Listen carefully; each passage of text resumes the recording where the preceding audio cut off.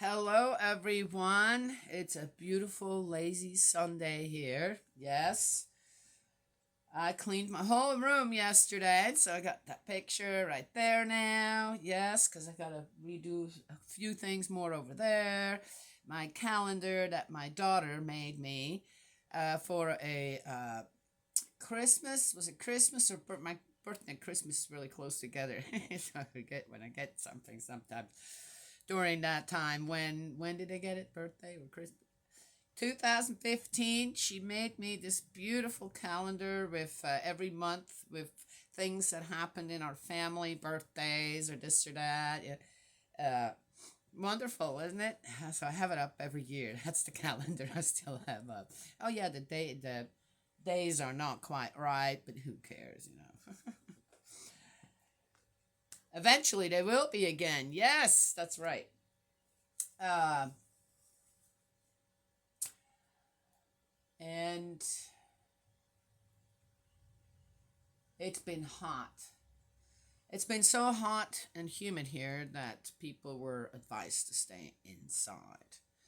Yes. So, in any case, let's keep going. We are in the Book of Wisdom. Oh, I wanted to mention 14. I just saw in the movement that I am in, Family Federation for World Peace, with True Parents. Yes, there's all kinds of changes are happening when it comes to leadership.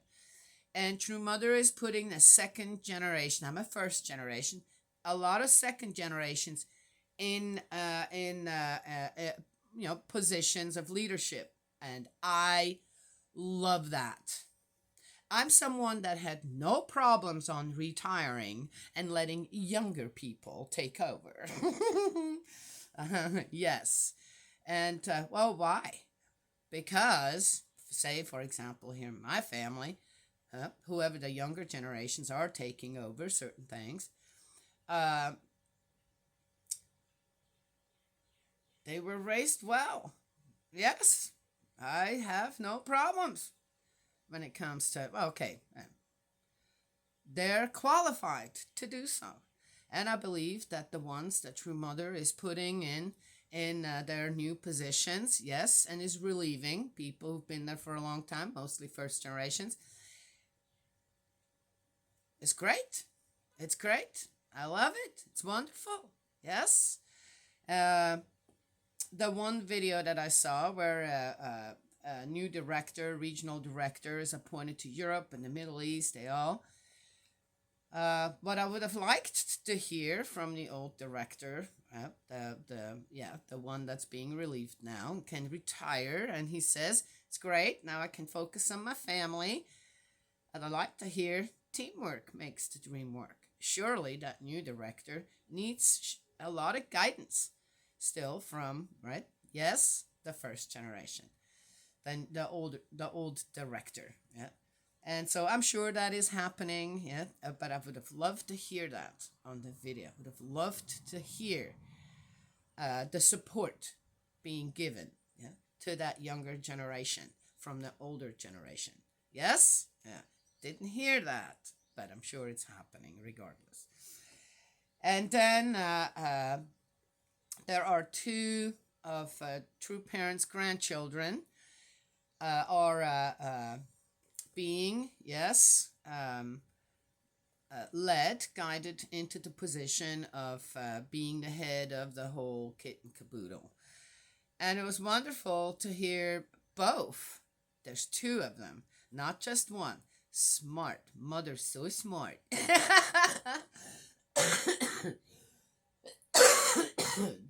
Teamwork makes the dream work, and it sounds like they're two brothers. They already have families. They're married and they have children. As far as I know, one of them at least does. And but they're both married.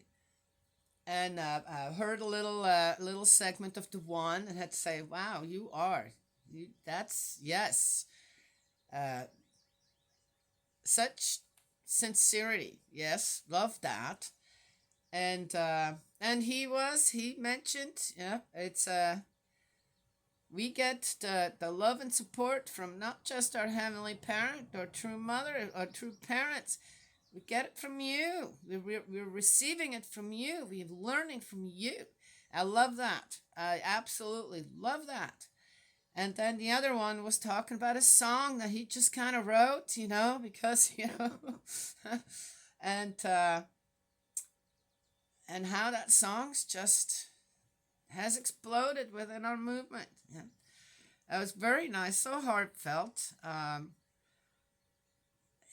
don't know. And somehow I can tell the sincerity and the freshness and the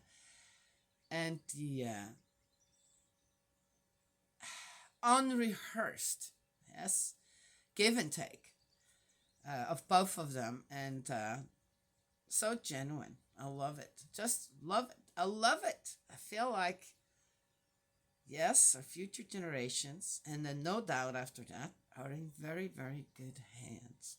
Yes? Okay. Of course, some people always have something negative to say about it. Go right ahead. Let it out of your system so you let the bad out of your system so the good can come in. Yes, there you go.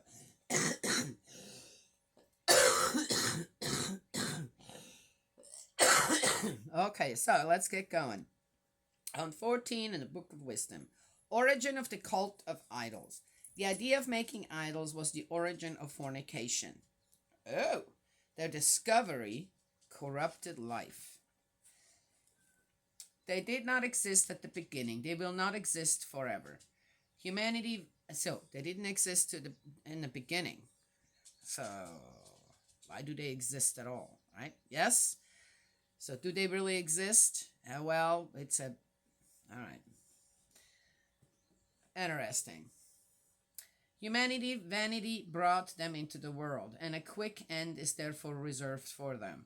A father afflicted by untimely mourning has an image made of his child so soon carried off, and now pays divine honors to what yesterday was only a corpse, handing on mysteries and ceremonies to his people. Time passes, the custom hardens, and is observed as law. I'm not getting that one at all.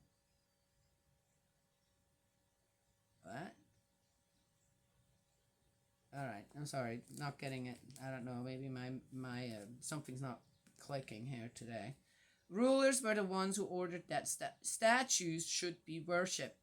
People who could not honor them in person because they lived too far away would have a portrait made of their distant countenance, to have an image that they could see of the king whom they honored, meaning by such zeal to flatter the absent as if he were present.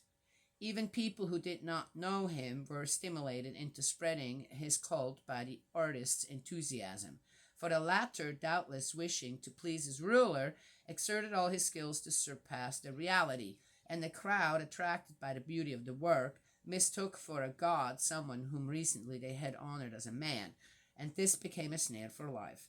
That people, whether enslaved by misfortune or by tyranny, should have conferred the ineffable name on sticks and stones. Well, I could go into the New Testament, and I'm going, well, does that apply there too? Okay, Jesus has plenty of statues, and okay, and he's a man, and is made into, okay, all right. Well, obviously not. If you have to write heart to mind, you know how to take that. But I want to say, though, since this is in the Old Testament, again, how about David and Solomon? So again, who is this part in Wisdom, the Book of Wisdom, talking to, actually? Outside people from outside of Israel, or to actually the Israelites? Yeah. Am I against what it says here? Absolutely not. I'm totally with it. It's true. Every bit of it is true. Yes? But also, though, then, what did I say yesterday? Everybody's yearning for, I want to say, on the side of goodness, for guidance in their lives. And they're looking often in all the wrong places for it. Yes? Okay.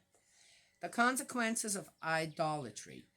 It is not enough, however, for them to have such misconceptions about God, for living in the fierce warfare of ignorance, they call these terrible evils peace. With their child murdering rites, their occult mysteries, or their frenzied orgies with outlandish customs, they no longer retain any purity in their lives or their marriages, or treacherously murdering another or wronging him by adultery. Everywhere a welter of blood and murder, theft and fraud, corruption, treachery, riot, perjury, disturbance of decent people, forgetfulness of favors, pollution of souls, sins against nature, disorder in marriage, adultery and debauchery.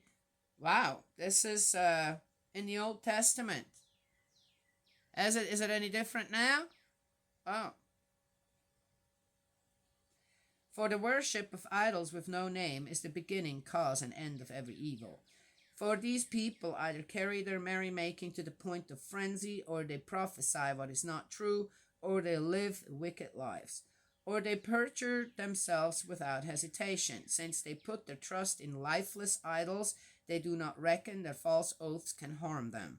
Yeah, well, they don't. I said that yesterday too. This is all just part still from yesterday. But they will be justly punished for this double crime, for degrading the concept of God by adhering to idols, and for wickedly perjuring themselves in contempt for what is holy. I would say that the punishment in this case would be more, again, if a man or a woman is made into an idol. Yes, I'll talk about that in a minute.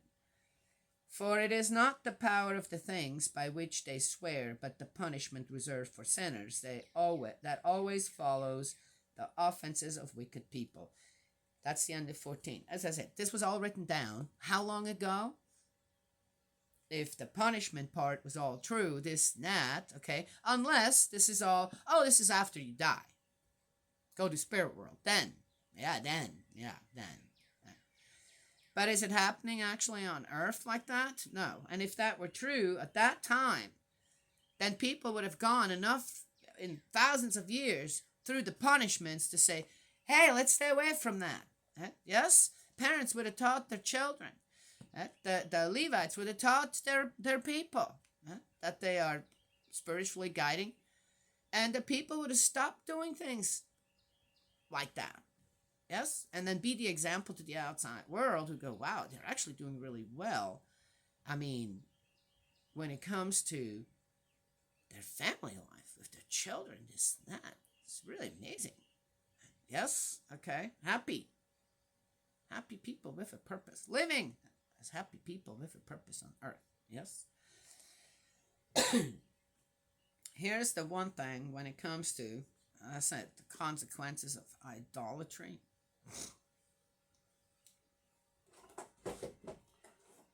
I've seen this so many times now. I've lived long enough with TV, with whatever.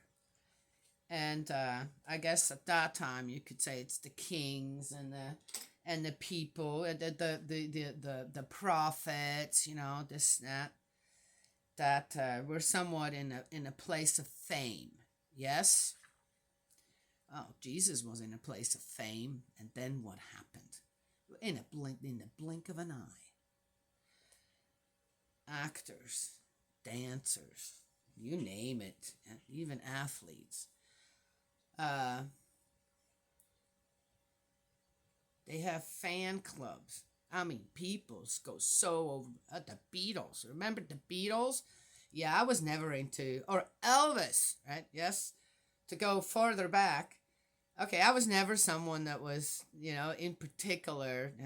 I never got the screaming, and I didn't go to as many concerts, as others did. I went to a few in my younger years, and the people. But you see it on TV. The people screaming. These girls screaming their heads off over these four guys.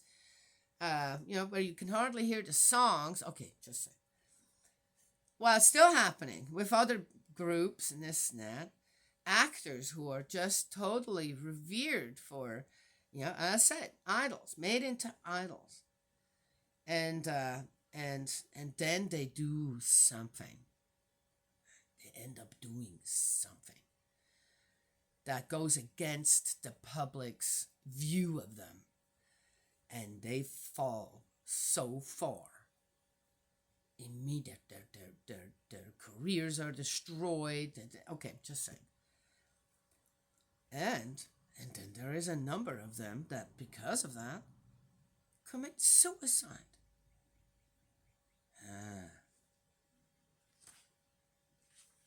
If I was warn people, yes, I look at a lot of this stuff as just entertainment. Yes, I enjoy it, but if anybody were to ask me in particular, so you watch this movie, who are the actors? I said, what do you mean? The names in the movie? Or the actual actors? Well, the actual actors. I have no idea. I have no idea who the new actors here are in the United States. Or who's risen to fame now with this movie. I have no idea. No idea. I'm someone who enjoys most movies he's made, not all of them. Morgan Freeman,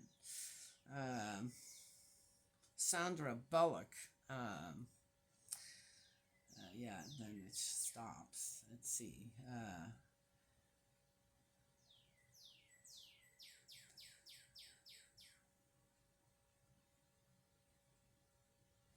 Okay, yeah, you got me. How about new music? A new song. I oftentimes turn on the Christian songs. You know, the kind of hip hop pop songs, whatever they are called. But I couldn't name you any of the bands. I have no idea. And then let's see. Of course, with the little one right now. Oh, I know about Miss Rachel.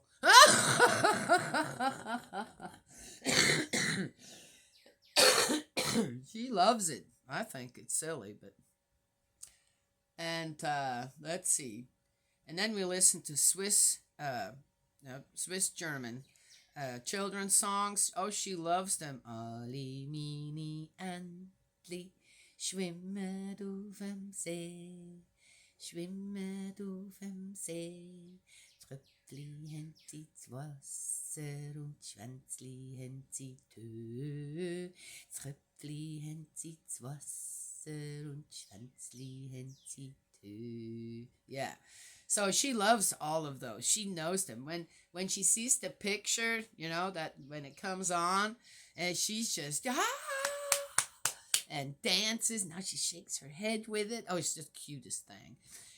So we listen to a lot of children's songs now. And then we have there is an American one, or English spoken one, that or sings songs, and it's all kinds of rhymes and songs where you're doing something with it, like head, shoulders, knees and toes, head, shoulders, knees and toes, and eyes and ears and mouth and nose, head, shoulders, knees and toes.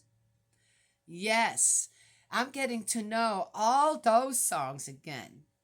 And if anybody were to say, oh, which channel is it on? I have no idea. Oh, the Swiss one is Kindermusik. Yes, by Mom, I think it says. All right, so that's about as far as my entrancement goes when it comes to that kind of stuff. Yes? Yeah.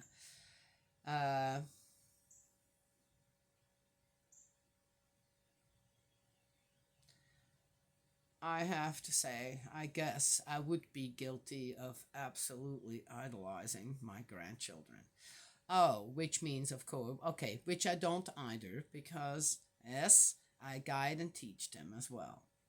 Anywho, so there is that. Yeah, one should ask oneself, what do you idolize in your life that one never thinks about? Oh, am I really doing that? Am I idolizing anything? And putting that above our Heavenly Parent? So it would be a good exercise. I can't. I kind of. I'm kind of going with it. I still not quite sure what wisdom has to do with any of that, because sounds to me more like it's guidance. Oh, wisdom is guidance. I said wisdom to me is more the light bulb goes on. You have a epiphany of something, yes, and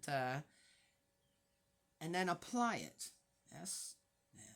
Wisdom seems to be, when it comes to the Old Testament, just a lot of words written down, maybe spoken, but very little action from what I've seen so far. Yes? Okay. All right, that's it. That's a short one. Yes, I have to stay within a certain amount of time. May Heavenly Parent bless and protect you, guide you, and embrace you with love. Eldridge, my dearest brother in faith, I love you. I hope you have a wonderful, lazy Sunday, and praying with you and for you. And I will talk to everyone another time.